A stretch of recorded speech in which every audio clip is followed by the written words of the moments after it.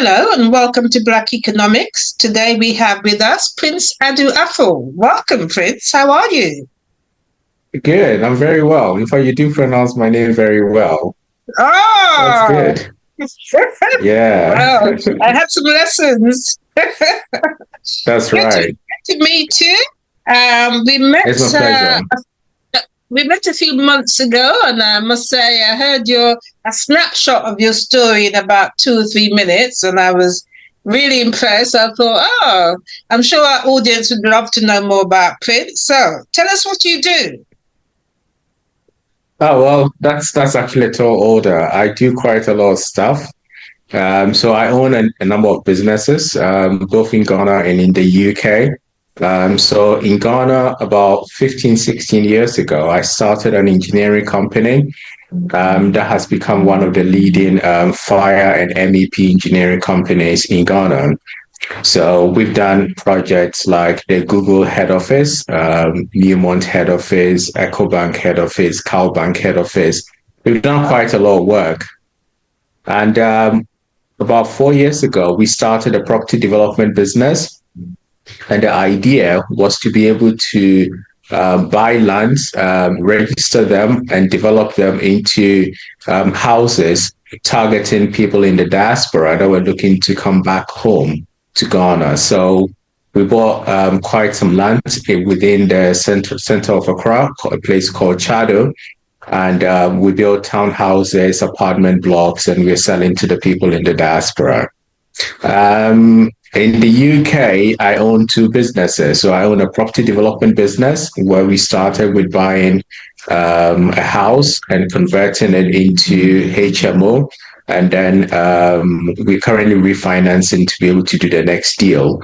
And then we also started Paktoria Capital, which is an investment fund, which is registered and basically looking to help a lot more people grow their funds and then we compound it together. Okay, so tell me a little bit more about Paktoria Capital. So how much can people invest with you and what is the growth rate? Okay, so for Paktoria Capital, basically we wanted to be able to give access to a lot more people who couldn't invest with a typical mainstream hedge fund. So minimum investment is about £5,000. And typically, we have been able to do for the time since we registered between 5 to 10% on a monthly basis.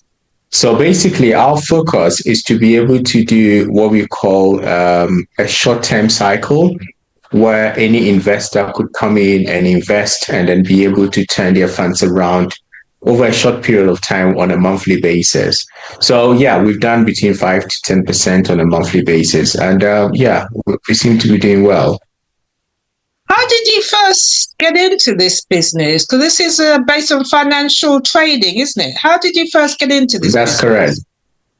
So I think about 8 years ago, a friend of mine introduced me to an asset class called cryptocurrency and Bitcoin.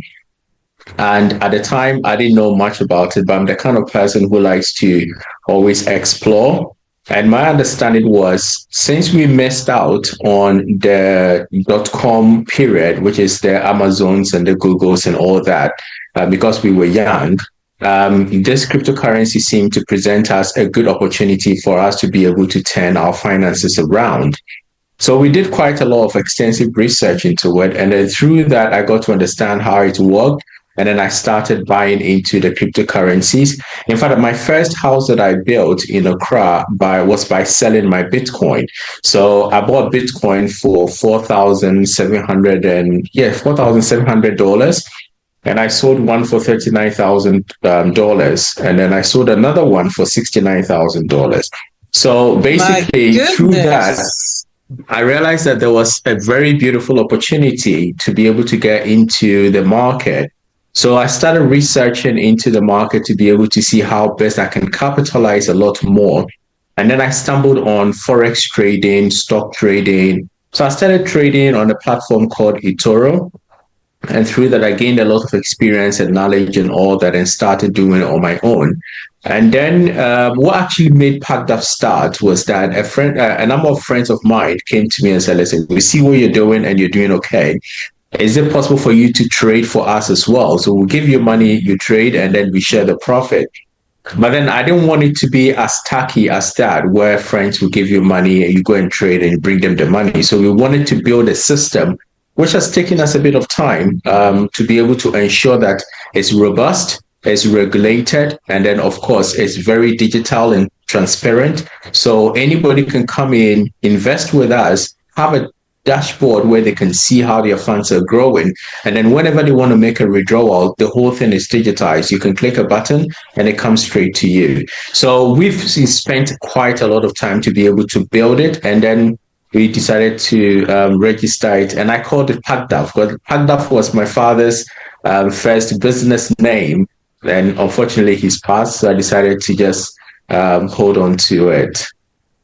Oh, I think that's an amazing thing you're doing because it sounds like you are creating your own hedge fund. Would you say that? Or you have your own hedge fund?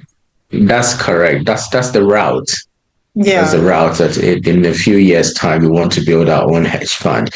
And in fact, one of the things that we want to be known as different is the fact that we want to be able to give access to people that otherwise we wouldn't have the avenue to be able to invest in hedge funds. And that's what we're working towards. Well, I think that's brilliant because I think the banks are giving about, is it 1% a year or something? In terms of growth of funds. Exactly. And you're offering 5 to 10% growth per month, which is hugely different. So I would imagine people would be beating a path to your door. So well done. Well, it's a startup, so we're still putting our marketing structures in place to be able to get a lot more people to come on board. And of course, because we've had to be, our activities have to be regulated by the FCA through our third-party company. We need to make sure that whoever is coming on board is almost like vetted, to be sure that they understand whatever risks that are associated with what we do. Yes, because it's possible to lose as well as gain. Okay. That's correct, yes. Understood. And you're now in the property business here as well as in Ghana, so it sounds like you have similar businesses. Yes, that's correct. I mean, what wise man told me that when you find a path, you need to stick with it and make sure that you hone in. So since we started the property business and it's been doing very well, we decided that there was no point changing the business model. And if we stuck with it, then it means that we would be able to grow and make it quite big. I mean, our hope is to be able to build a very big property development business. One, because we believe we are providing houses for people. And because I do come from construction, so academically, I have quite a lot of qualifications and experience in construction. We like to give those kind of benefit to our buyers. So unlike somebody trying to develop a property and selling it at the market rate, we like to sell below the market rate, not because we are cutting costs, but because we are able to control this whole supply chain from design to project management to construction. And we are able to give that as part of benefit to our buyers. Okay, brilliant. So what part in Ghana are you selling properties?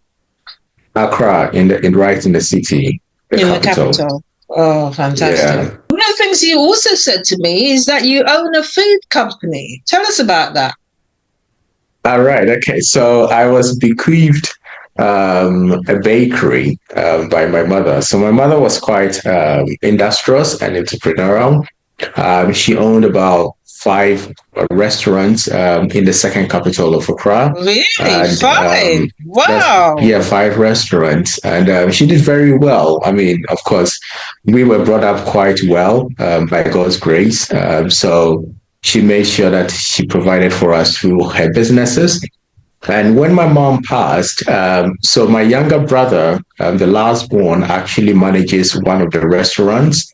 My little sister also manages one of the restaurants plus the other business that my mom had.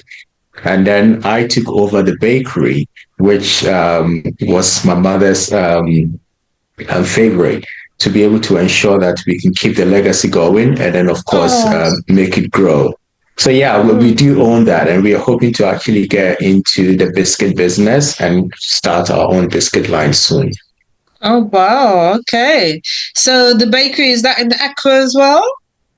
No, that's in Kumasi. Okay. So it sells bread, cakes. Everything you can think of confectionery. So bread, Really? cakes, shortbread, chips, meat pie, sausage Really? roll, everything you can think of. So maybe the next time you're in Ghana, by all means, you're invited to visit our bakery. Next time. Okay. Yeah. I haven't been yet, but I do want to go at some point. No, I've you been to should. You Kenya should. only in Africa. I've been to Kenya twice, but I haven't been to Yeah. any of the other countries yet. No, But you should come to Ghana. When you do I come have to Ghana, five. definitely you I have know. five. Yeah, you're right. I have five in my list that I want to visit Uh-huh. within the next Okay. 2 years. So yeah, I'm coming. I'm Nice. coming. Soon That's come, good. as the Jamaicans say. Good. All Yeah. right, fantastic. So let's go back a bit then. Tell us Mm. about your childhood, your education, and how you got to where you are now. Oh, well, um, I think a lot of people like to start their success story by saying that they came from a very poor, humble background and all of that. It's I not mean, unfortunately, compulsory. I did. No, whatever, I didn't. I mean, my parents were well-to-do. My mother in particular, and what they did was to instill a strong sense of entrepreneurial spirit into us. So even though we weren't coming from a very poor background, my mother in particular ensured that we understood the value of money. I'll give you one typical scenario. There was a time when my mom asked me to bring some money to her, and I put the money on the floor. And she actually scolded me very, very hard, saying that, listen, young man, you don't put money on the floor, and that means that you disrespect the money. I could not disrespect the money. So I had to put the money on a tray and put it on the table. And then, so that's how we've grown up. We've been blessed, we've been grateful. And I remember when I was 18 years, my mother gave me a book because she knew I was very, very interested in money called Think and Grow Rich by Napoleon Hill. Oh. And at the time, I didn't really think of I didn't really think much of the book, really. And she said to me, listen, young man, if you like, read it or don't read it, but memorize the back or the cover of the book. And that should be able to make you do well. That in life, if you want to excel, you have to be the thinker. And of course, as Christians, one of the things we understand is that God is a creator. And as long as he dwells in us, we also do have the ability to create. So she wanted to have that sense of thinking and reasoning and making sure that we are always ahead of our lives. And by God's grace, since our parents passed, none of my siblings are working for anybody. We are all entrepreneurial, running our own businesses, and we're doing quite well. Mm. So I went to a lot of people would call it controversial, but I think it's one of the best senior high schools in Ghana called Presbyterian Boys Secondary School. And then from there, I went to the Kwame Nkrumah University of Science and Technology to study architecture. Oh. So after my first degree in architecture, I came to England and then I did my master's in Salford, Manchester in construction project management. I wanted to pursue architecture, but at the time I realized that there was a bit more, it made a bit more sense to actually go into construction management than architecture. So I did my master's there.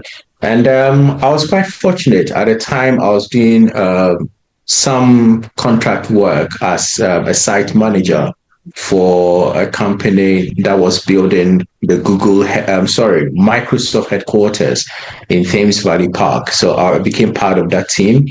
And then from then on, I went to build a 10-story car park in Sheffield. I did a 5-story car park in Aylesbury. I did a number of projects across England. In fact, I've traveled from north to south building all kinds of stuff. And then in 2009, I met a lady, and the lady carried me back to Ghana, and Kicking and that's screaming, been or happily and so? that's yeah. So she carried me back to Ghana, and I said to her that okay, fine. Now that we are here, we're gonna have to make it here. So I didn't want to be moving around from Ghana to Yeah. England to US. I said to her, listen, we're gonna stay here and we're gonna do well. So we started a business called Sylprin. So if you come to look at the name Sylprin, it's Sylvia and Prince. So that's my wife and my first name put together to form the Oh, company. And oh, yeah, so I mean, we did well. We started small. In 3 years, we had our break. A business that we started with £250. In 3 years, we had our break, and we had a contract worth almost £600,000, $7,000 actually. And mm, we did make some good profit, and then we put the money back into the business. 3 years after that particular contract, we made our first $1 million contract, fantastic. developing engineering works for one of the biggest banks in Ghana. And in that particular year, we had about three banks that we were working for that were building their head offices. And we did a turnover of almost about $3.7 billion in 2016. So Wow. yeah, I mean, we're grateful. And from that point on, we invested in buying lands within Accra. And then we started a property development business, which I decided to name after my wife as well. So if you see Sylz Residence, that's Sylvia's Residence. So most of the properties that we've bought and sold and the lands that we're developing are all under the Sylz Residence umbrella. And then, yeah, so that's how we've progressed. And we moved back to UK, and then we started Sylprin UK that was into the properties, and then we started Pugduff as well. Okay, so really, you two are quite dynamic. You're like the dynamic duo. It's fantastic to be able to have a business partner who also happens to be your wife, but someone who's also very knowledgeable in business and who's helped to grow your empire. That's fantastic. That's right, Damn, yeah. good for you. So, when you were at school, did you have any inkling that you were going to be this empire building builder later on? Not really. In fact, when I was in the senior high school, I wanted to become a pilot. Okay. Oh, And one of the reasons why, for my dad asked me why I wanted to become a pilot, and I said I like the uniform. I was very young and I thought, well, a lot of women were going to flock to me. You wear the pilot's uniform, you're walking through oh, the airport, and it felt good. But along the line, I remember I was sitting in one of my mom's restaurants when she introduced me to a lady, and the lady was studying architecture, and she like started telling me more about architecture and all of that. So we're in that stage where I wasn't so sure of exactly what I was going to become. So one thing I said to her was that I wanted freedom. I wanted a course that wouldn't have to box me into an office where I would have to be seated and locked in one corner. I wanted total freedom. And at some point, I thought I was going to be a politician. So I wanted to be able to look at a program that would give me that freedom to be able to pursue my political ambitions. Unfortunately, I've given that up now and I've decided to just pursue business. So, yeah, yeah. that's how come I got into architecture.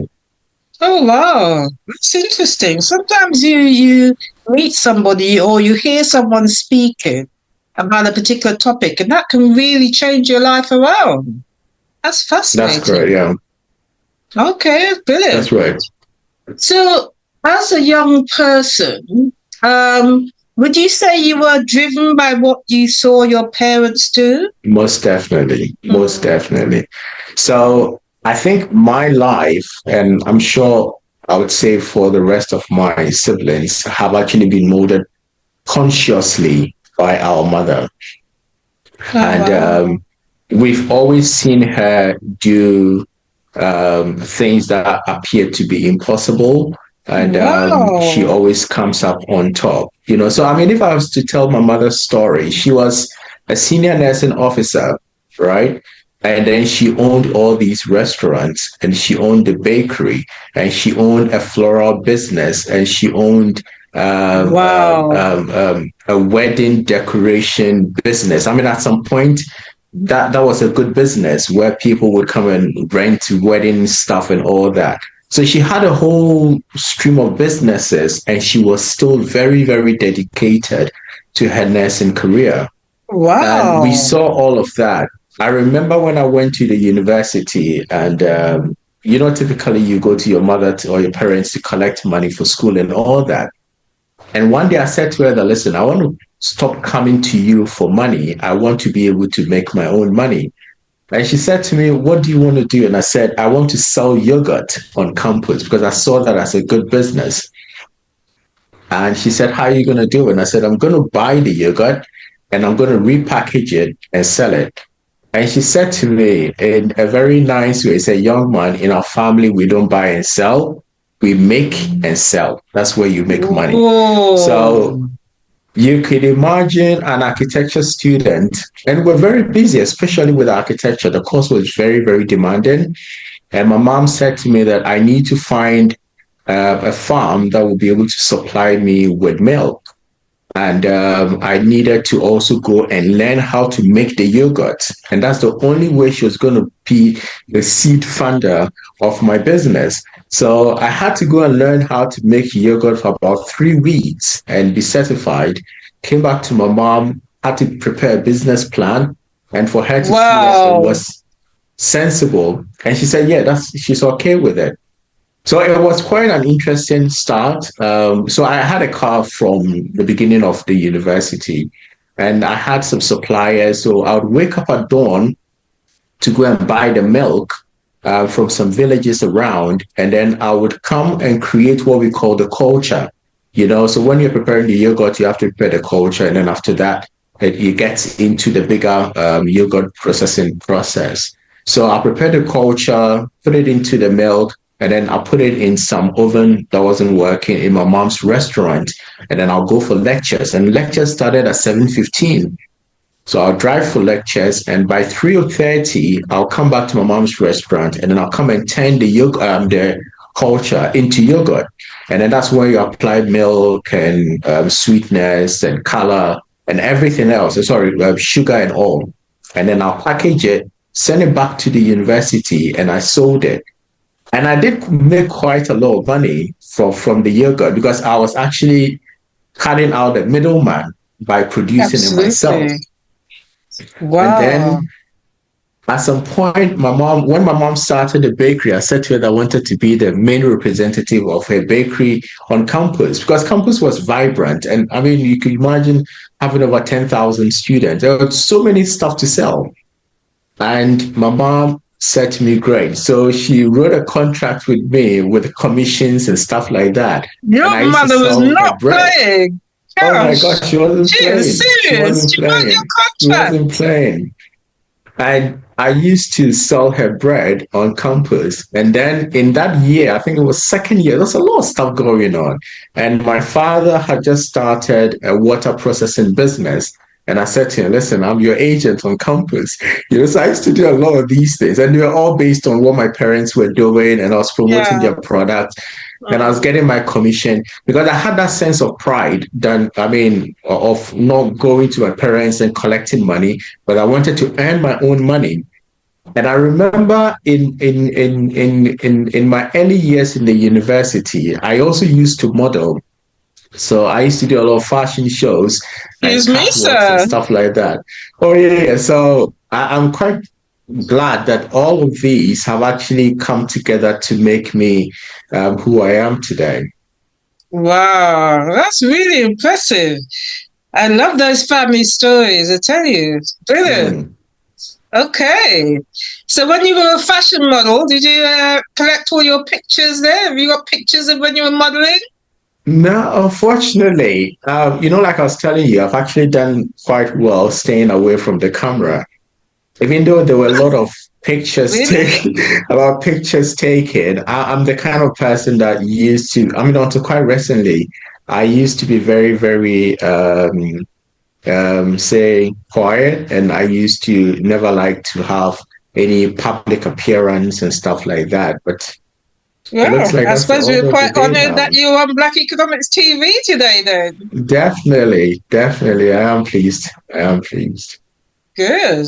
And I know you've got lots more of those stories that we'd love to hear. Tell us of a time in your business when you struggled, you wondered whether it would succeed, you wondered whether you should give up. Give us an example of a time like that. Hmm. Don, I mean, I listened to Elon Musk and he was talking about business and he said, it's no joke. If you're not ready, don't get into it. Mm. So you would come into challenges. I mean, you come into problems. I'll give you one typical example. So we won our contract with a bank and we were supposed to deliver an item that we're bringing from, I think we're bringing it from Russia.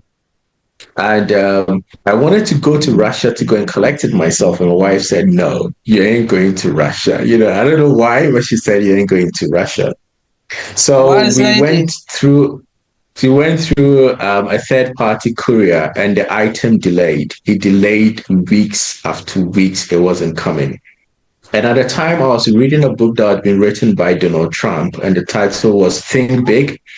And there was one aspect of it that he also went through a lot of challenges. And one thing that I learned from the book was that you needed to stand up to your challenges and face them head on. So I went to the client and I said to them, listen, the items have been delayed and we do have an understanding that it's going to come in a couple of weeks' time. But I'm very embarrassed because that was my first job for them. But instead of me beating myself, when I went to them and I did confront them and explain to them, they were very understanding, you know, and that was my first lesson that whenever you have a problem, stand up to the problem and face it head on rather than hiding and dodging and dancing around, face it head on. So I did. And they were very, very pleased that I came to tell them the truth and the fact that the item had delayed and was going to come. And they also gave me some assurances that everything was okay. There was another time in my life where things were really, By really, the really way, hard. did that product end up coming?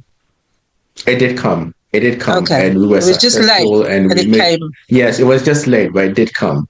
Good, I good. remember there was a time, I think I was 33, 34 years. I think it was 33 years actually. And things weren't going very well. I mean, the business was still young and we still had a lot of stuff to do and all that. And one of my major problems was paying salaries, which every month, whether you liked it or not, as an employee, Mm. you'd have employer, you would have to pay. And Mm. that seemed to be like a bane around my neck. And it was always difficult, you know, trying to raise money to pay this stuff. So I used to pray. I used to go to church and do my own church. So it wasn't the typical church. Every Wednesday, I'll go to church myself with my Bible and I'll pray. And that particular day, the topic that I was praying about was, God, can you find a way to help me so that I can pay salaries constantly? Because I didn't have any other choice to go and work for anybody because I just come from England. And I remember when I came back from England, I was paid around £4,000 a month, right? And in Ghana, it was unheard of. So there was no way anybody was going to pay me any reasonable, decent amount of money. And I just started raising my family. So I needed to break through without any other option. So I went to church and I said to God that can you help me find a way to be able to pay the salaries? And I was reading where Moses was taking the Israelites to Canaan from Egypt, and they got to the Red Sea, and Moses said to the Israelites that these enemies you see today, you shall see them no more forever. And I said, God, this is my prayer. I don't want to wake up in the morning towards the end of the month and I'm going to have to be panicking, thinking of where to find the money. And it's funny, it just dawned on me at the time that I was 33 years. And I said, okay, so Jesus Christ came to the world and he executed his business between the age of 30 and 33. So this must be very, very significant. So I went into the Bible and I decided to pray the way Jesus Christ prayed when he was at Gethsemane, because that was an impossible task for him to bear the cross. And I Mm. said to God that, listen, I have come in the same nature as Christ, and I need you to find a way to get this cross off my neck or find a solution for it. So it's funny. While I was saying those prayers and everything, I had a call, and that call changed my life because it was a small job that I was given, about 99 Ghana cedis. And because we hadn't done that particular job before, when we were able to execute it, it led us to one thing, led us to another, led us to another, led us to another. And by God's grace, we've been able to continue to build a business that is still standing over 17 years and is still leading the engineering business in Ghana. Oh, wow. That's fantastic. That's a very encouraging story. Hmm, And you said you were sitting by yourself with your Bible, and that was your church. that's my church. Okay. So tell me, is that still your church, or do you go to an ordinary church now? No, so I always go to an ordinary church. So when we were young in the junior high school, there was an association called Scripture Union. I'm not sure if you know of it. Yeah, I've heard of it. Yeah, yeah. And I used to be an executive of the Scripture Union, like a prayer secretary. In fact, that's actually from that has changed my nickname. So when I went to the senior high school, they knew I was a prayerful person. So they used to call me Ojashios. And then when I went to Oja is fire in our local language. And then when I went to the Mm. university, they turned it from Ojashios to fire. So my nickname became fire. I've always been Wow, in what a church. powerful I've, nickname. I've always been in church because even when I was in the university, my uncle was a pastor in the church called Lighthouse Chapel International. And I used to be like his assistant. I mean, we did a lot of stuff. I remember we started a new church in a village somewhere, and my uncle had just bought himself a brand new Mercedes and a brand new BMW 5 Series. And we used to drive those two cars to the village. And we used to use those two cars to collect chairs, to go and pick church members. I mean, we did all kinds of stuff. So my belief had always been the fact that you have to know God for yourself. Yes, even though I'm part of the church, I'm part of the community, I always focused on paying personal attention to my relationship with God. And I think that's how I've seen it. So whenever I have a problem, rather than speaking to a pastor or anybody else, I pick my Bible and I do my church. And oftentimes I do get my break. That's fantastic. Wow, that's an amazing message. So you seem to have learned quite a bit from your parents, both your mother and your father, certainly along the lines of That's right.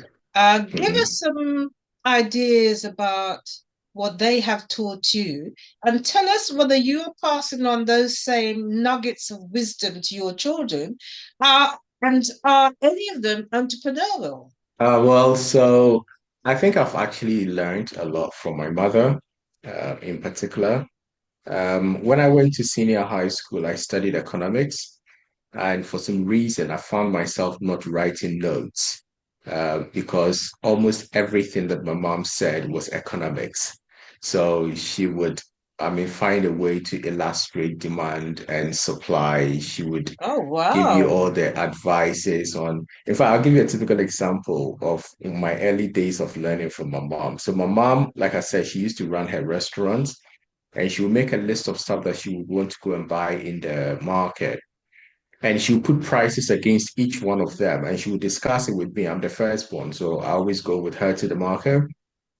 And when we get to the market, assuming she said, I'm going to buy a box of tomatoes and it's going to cost maybe, say, £10.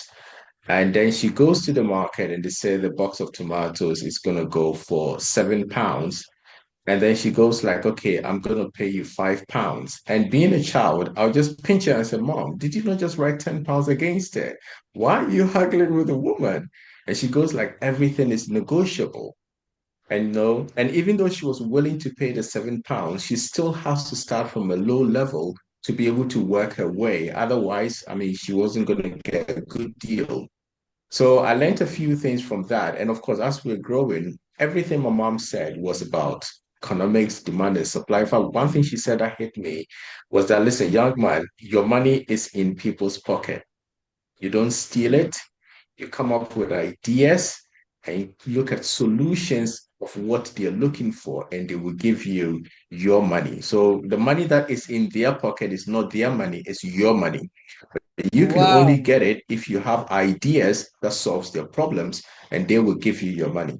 So I remember one point when writing an A level, the A level lecturer came to me and said he thinks I'm going to fail economics. And I asked him why, and he said he's never seen me writing notes. And I'm like, listen, everything you're teaching has already been taught me by my mom. So I can just see the illustrations of some of the things that she's done typically through all the stuff that the guy was teaching me. And eventually, I made an A in the A level economics, and the teacher had to buy me a crate of egg, just to apologize for what he said to me earlier. So, I mean, my mom has had a very, very strong influence. And, typically, it's not always about what they say, it's also about what they do. You'd see your mother wake up in the morning and she's all about work. It's all about planning. You see your mother every evening come back, and then she's balancing.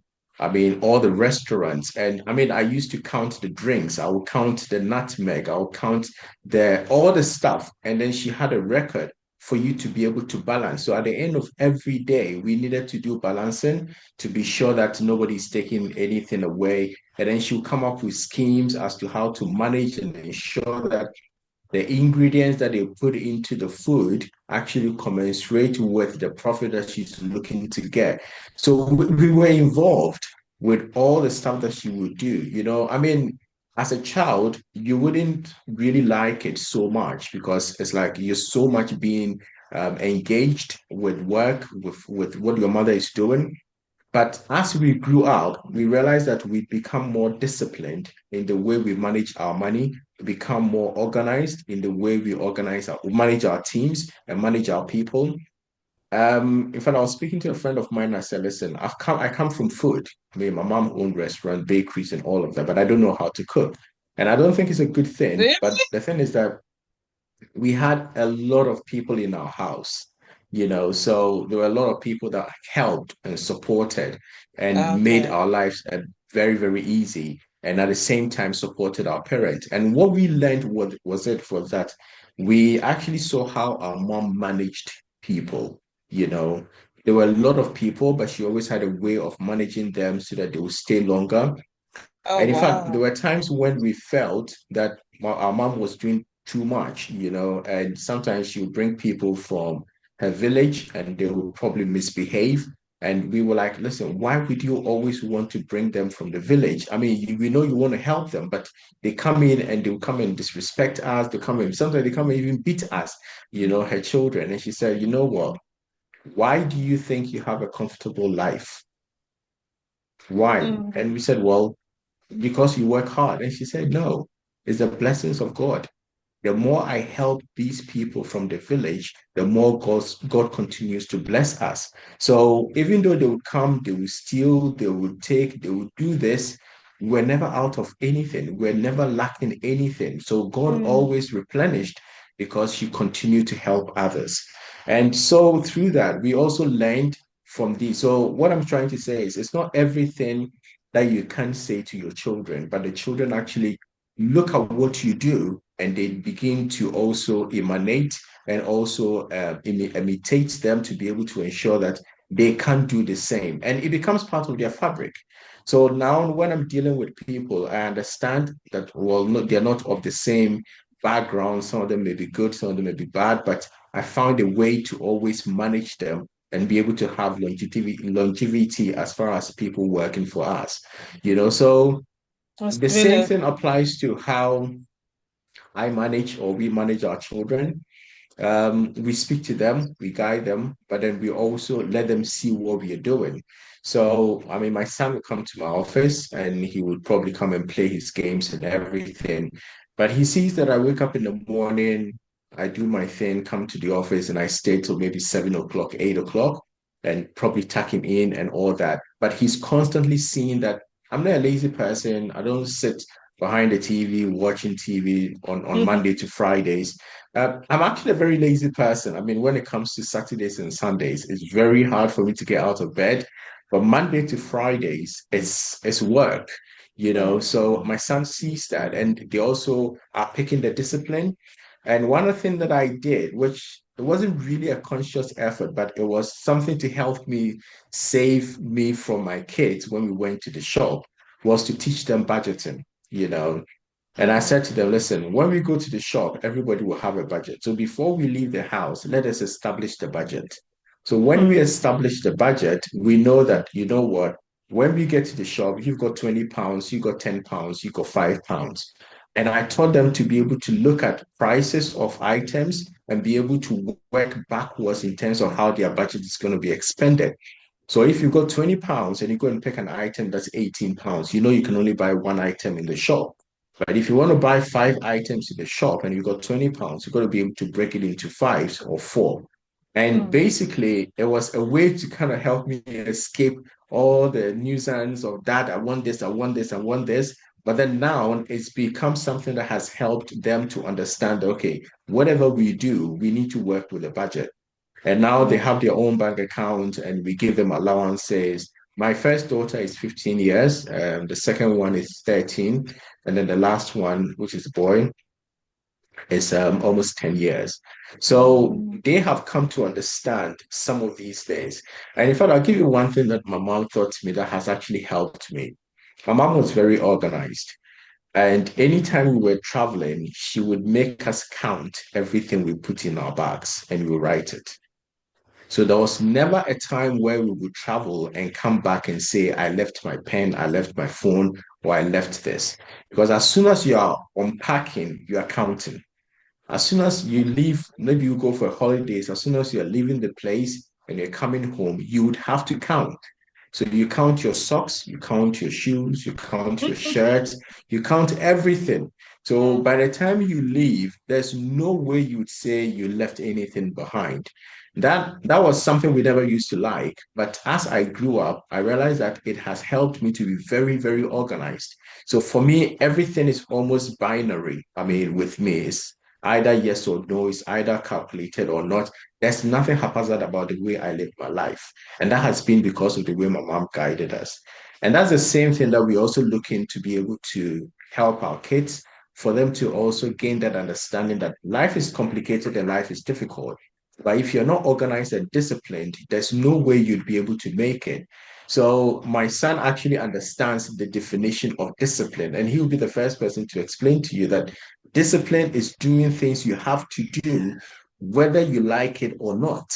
So Ooh. it's not negotiable. And as long as you want to be successful, you have to be disciplined. And these are stuff that we've learned from our parents, and we are also hopefully um, um, um, transferring it to our children so that they can also become better. Okay. What was your mum's name? Her name was Victoria. Victoria. Oh, okay. Well, Victoria sounds like a superwoman. There's Oh, there's she quite she is. yeah, there's quite a few superwomen about, but she really does sound amazing. So I'm Mm. glad in terms of what she's passed on to her children. Fantastic. Now, you lived in Ghana for a few years, then you were here for a few years, then Ghana, then here. Can you give me an idea of how you find the difference between living in Ghana and living here in the UK? Hmm. There's quite a lot of differences. You see, living in Ghana is big. Okay, it's comfortable. Living in Ghana, if you're blessed to have some amount of money, you live very, very well. So let me give you one typical scenario. When I came to UK in 2002, and I was ushered into the house in a place called Clapham Junction. It was an apartment, and I was sitting down in a place where it would be my father's front room. Okay, so in Ghana, my father had a lot of houses, and I mean, typical his house design, he would have a front room before you come to the living room. So I was Mm. sitting in a small place, and I was waiting for me to be ushered into the house. And I saw people going about their businesses. Somebody will enter this and open the door here, go to the toilet and all that. So I called my friends and I said, bro, where is the house? Because I'm waiting to be ushered into the house. And he said, this is the house. And if you look across, that's the living room. If you look on your right, that's the kitchen. And you thought the three doors you see over there are the three bedrooms. I'm like, bro, the whole of this floor is my father's living room. The Oh, whole of this floor. So the wow. whole house is my father's living room. So, I mean, I started to adjust over time to be able to understand that when you're in England, you live small and you have to manage yourself, and all that. But you see, England is also a very matured economy where if you are very talented and very ambitious, you would be able to come up and create a lot of solutions and hopefully be paid and compensated for it, right? Ghana is a developing country. Even though, yes, you can live very well and live very large and all that, we're still growing, we're still learning, we're still developing, and sometimes it comes with a bit of challenges. So for me, living in Ghana and living in the UK has been a blessing for me, and it's been a good blend for me and my family, So another scenario was when we're bringing the kids back to the UK, and they were used to Ghana. I mean, they were used to drivers sending them to school because that's a normal thing, and they're used to house helps and helping them out, gardeners and all of that. So when we got to the airport, I said to them that, listen, we're going back to the UK and this is something I want you guys to understand. We're going to live and you're not going to have the same support that you have in Ghana. So you got to brace yourself that in the UK you run for a bus. I mean, they've never done it before. So in the UK you run for a bus, you run for the train. Everything is timed and everything is systemized of a sort, but it's not going to be as comfortable as you're used to. But if you're smart, you would also be able to identify that the environment also provides a lot of blessing. And if you can apply yourself, you would also do very, very well. So when we came in and we went into the house and they were looking around the house as though they were strangers, they're like, Daddy, what's this?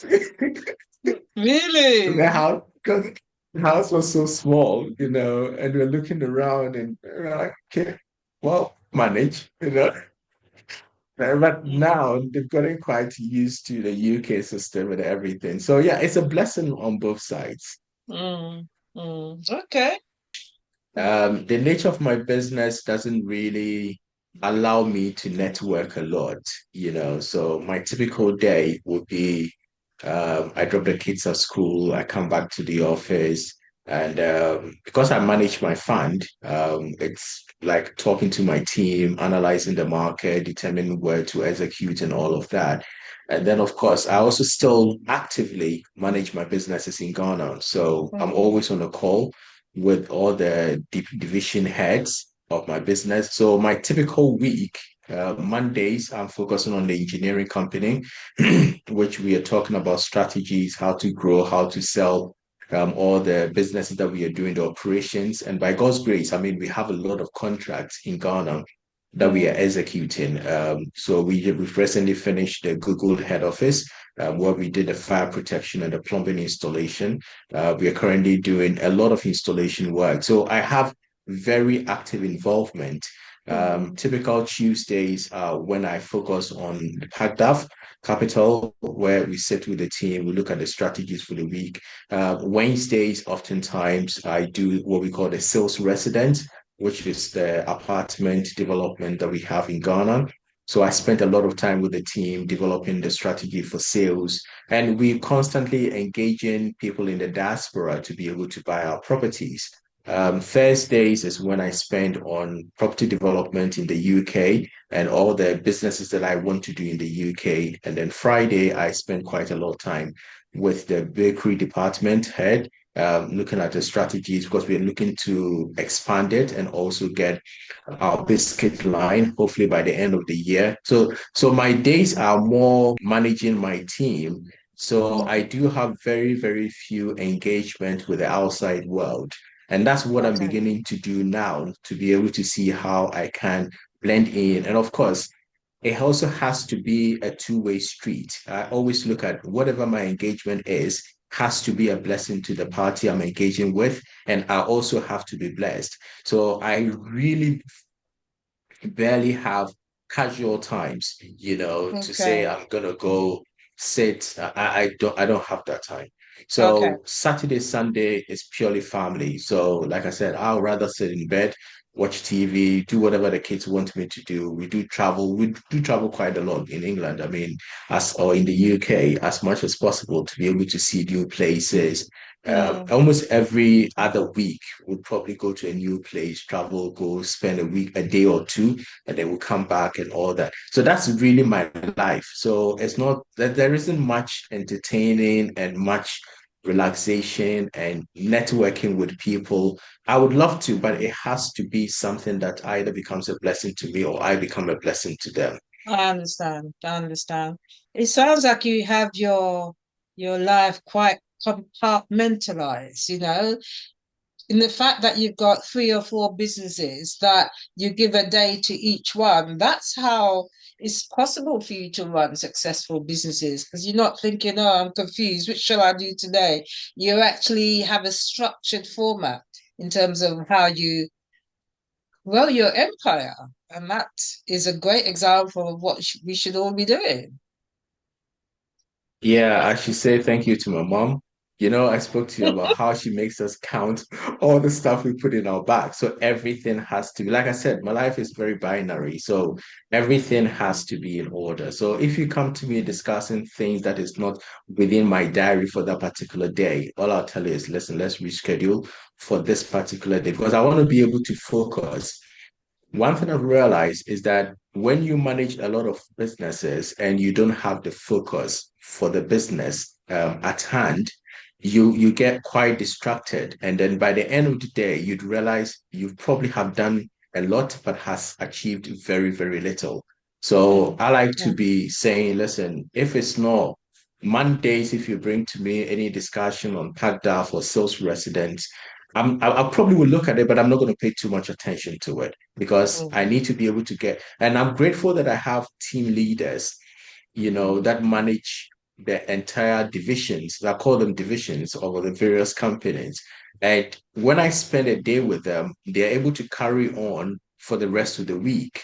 So my job is to be able to set the tone with them for the week, and then they can carry on with it for the rest of the week. So hardly do we come back discussing topics that relates to other divisions on certain days that are not designated for them, except when we have emergencies and we have to sit and work around it. But by God's grace, it's been structured and it's working very well at the moment. well, it sounds like you're the master of delegation. And thanks to Victoria for that as well, huh? And that's right, yeah. Okay. So I wanted to ask about how you feel world affairs uh, could be affecting your business. I mean, we've just had a massive changeover and elections in America. The world order seems to be changing. Um, there are interesting things also going on in Africa with Ibrahim Traore in Burkina Faso Hmm. and the fact that Ghana now has oil and so much happening. How do you feel about what's happening in the world? And does this affect your trading or your future plans for business? I think I feel under pressure, really, Really? personally. That I feel there's so many opportunities that I wish I could have a lot more time.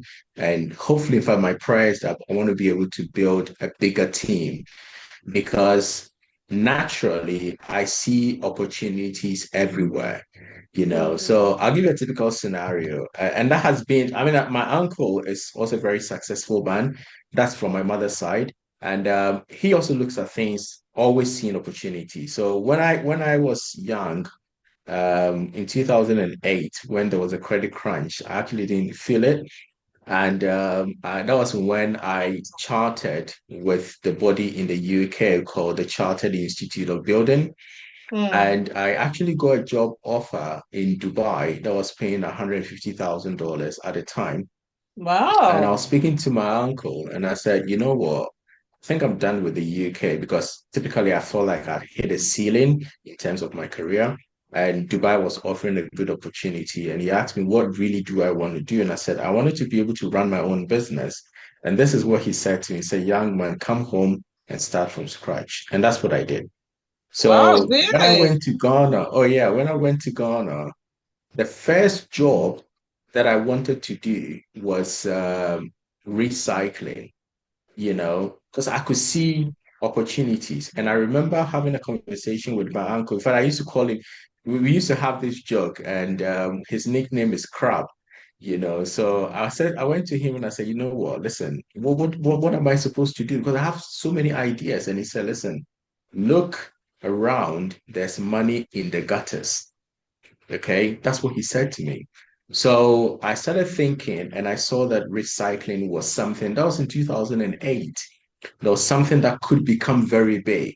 So I started going to the rubbish dump to collect recycle, and I started engaging people to help me collect plastic bags. I don't know if it's the same in Jamaica, but in Ghana, there's a lot of plastic bags all over the place, and it's creating a whole lot of problems. So we started collecting them, and for some reason, my mom got hint of it that her son has come from England and is going around the rubbish dump collecting plastic bags. So she called me and said, "You know what? I beg you in the name of Christ, and with all the qualifications you have, just leave the rubbish and come and let's talk." You know, so I left it, and then I Look, went. man, I would have done the same if I was your mother. Seriously. You know, so I mean, listen, it could have still been a very, very good business opportunity. And the people that stuck with it have become very, very big. So Mm. for me, with all the stuff that's going on in the world, Ibrahim Touari, if you listen to him and the things that he wants to do with the emancipation of Burkina Faso, if you look at Ghana, Ghana has got a new president now. And if you look at his manifesto and his plans and everything, if you listen to what Trump is saying, for me, it puts a lot of pressure because I see so much opportunities and I just don't have enough time and resources to execute. I Mm. mean, in terms of our trade, for us, our strategy is what I'll probably call a watertight universal strategy. So it works around the world, history, world news, and all of that. So we actually benefit when there's a lot of volatility in the Yeah. market. But for me as an individual or as an entrepreneur, I see opportunities everywhere. Mm. If you look at England, you'd think that everything there is to invent has already been invented, but yet every time you go on the street, you see challenges, you see issues, inefficiencies everywhere, and you feel like, what can I do to be able to make it better? You know, so that is something that I want to capitalize on. And I pray to God I'll be able to continue to have the ideas to be able to come up with solutions to challenges and hopefully monetize them. So, I mean, I don't feel like it's going any other way than just seeing opportunities. Okay. All right. So that's how you interpret it. Okay. I think that sounds pretty good. So, in terms of people who really want to make it in business, whether in this country or abroad, there are some who maybe haven't started. They've had great ideas, but they haven't started. There's some who started, but their business is stagnating. It's not growing as it should. And there's some who are quite successful, but actually could double or treble their income. What advice would you have for new starters in business and for existing business owners? So, new starters, there's a book that I read by Robert Kiyosaki. The title is Rich Dad, Poor Dad. And what I picked out of the book at the time when I was reading it was that if you're working, he actually coined a phrase that keep your daytime job and mind your own business. So you can actually be working for somebody, and that's your daytime job, and then you start creating your side hustle. Then, when you start compartmentalizing your time by saying that, okay, when I finish work at 5 o'clock, because this whole charade or shenanigan about this 9 to 5, technically, it's not for everybody. Some people are naturally born entrepreneurs, but they need to start from somewhere. So after 5 o'clock is when you keep your you mind your own business. And then I would also say that anybody that wants to go into business, business is not it's not an easy space, but you have to read a lot. With a lot of knowledge and you creating your own mental mentors, you'd be able to learn a lot more from other people that you've probably never met. But at the end of the day, through their books, you'll be able to understand how they have been able to make it and how they've been able to scale. For somebody who's already doing business and doing well, I'll say, yeah, kudos to you. But at the end of the day, the sky is still the limit, and there's still a lot more opportunities that are yet to be tapped. And the only way we can scale is collaboration. For me, I've come to the point where I feel I'm a bit stuck because I have a whole bunch of ideas and a whole bunch of thoughts, but I don't have all the time to be able to execute it. And I've got to the point in my life where I want to be able to collaborate with people. So the more you can collaborate with people with different experience, exposures, and everything, it becomes very easy for you to scale. If you look at all the people that have done extremely well, they have all worked through collaboration. It hasn't Mm. been, yes, of course, they are the CEOs, the founders, and everything, but they have a strong team of people that they are working with, a strong team of mentors, a strong team of role models that they are always working with to be able to help them to be able to scale. So, yeah, that'll be my advice. Mm. Okay, that's great. All right. Well, I think you've given a lot of food for thoughts, a lot of really Hmm. useful wisdom. Thank you so much. And you're looking to buy a property in Ghana, by all means, look no further. Go to our website, sylprin.com. You go to the Department of Sales Resident. You see all the properties. We have apartments that we are selling, and it's right in the middle of Accra, 7 kilometers from the airport. It's a walking distance to the beach, walking Wow, distance to really? international schools. Oh, yeah. So, very beautiful building. So by all means, go to our website, learn a bit more. And then also, if you're looking to invest your spare capital that you want to be able to turn around and get a good return, go to our website, which is packdofcapital.com, and learn a lot more. We are more than happy to hold your hand, guide you, not necessarily for you to invest in the first instance, but we want to be able to help you get your finances right. And if you're able to do that, I mean, I'm not a financial advisor, but we are willing to share with you as an educational piece the experiences and the exposures that we have. And then if you have some level of understanding, we'll be more than happy to help you invest your funds with Pact of Capital.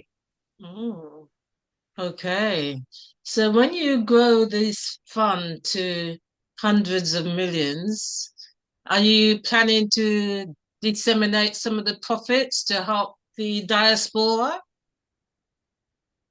In fact, I think that one of the things that we want to do is in a couple of years, we want to set up our own bank. And the whole idea is to be able to create access. So I was speaking to somebody and I said, listen, the whole idea of setting up Pact of Capital, besides the fact that we want to invest and manage big funds, is to be able to create access so that people that would not have had hundred thousands of pounds, 200 thousands of pounds to be able to invest in the big hedge funds, we will still give them access to be able to invest their funds with us, and then we guide them and make sure that we provide protection for their money. There is so much that we want to do. I'll give you one thing before I leave. So I read a lot. I've read every single book that's written by Donald Trump and about Donald Trump. Every single book Really? Oh my written goodness. by Richard Branson and about Richard Branson. I've read every single, there are two Wow. books written about Aliko Dangote. I've read all of them. And all the stuff that I read, at the end of their books, all of them will talk about how they are giving back to society. When I was reading them when I was young, I never used to like reading it because I'm like, listen, I'm thinking about how to make money. You're also talking to me about how to give money. But I realized that in giving money, you make more money. And I mean, you may probably not get it. It's written in the Bible that give and it will come back to you. It's not always about giving to the church. When you give to the community, whether it's your time, your money, your effort, your ideas, in the process of giving, you actually even regenerate and get more. And I'll give you one simple illustration. They say when you teach, you learn. I'm not sure if you heard it before, that as you're teaching, you're learning. So the more I start teaching you about my trade, my strategy, or whatever, it's actually becoming more clearer to me as I teach you.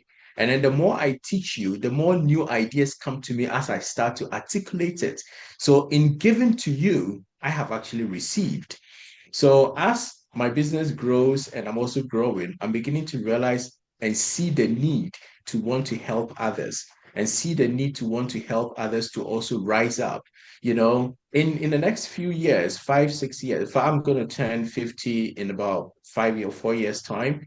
And when you sit around people who are 50 and beyond, you want to sit around people that have made it.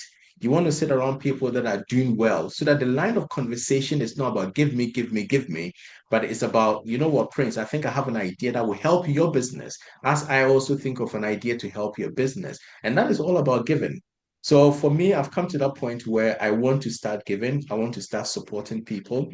And in fact, I mean, I was speaking to a friend. I'm looking for charities in the UK. I mean, I may not have much, but I'm still willing to look for charities in the UK to be able to support, especially those that would be on the line of entrepreneurial, that I can guide them, support them. And if there's opportunity for me to support with some small seed amount of money, we are more than happy to support that. Hmm. Okay. All right. Well, we'll put your contact details in the description. So thank That's you okay. for that. Thank you for your time. Thank you for sharing your wisdom and your experiences. I hope your business continues to grow from success to success. Thank you. Thank you, Prince. All right, Don. Thank you. Have a nice day. Yeah, you too.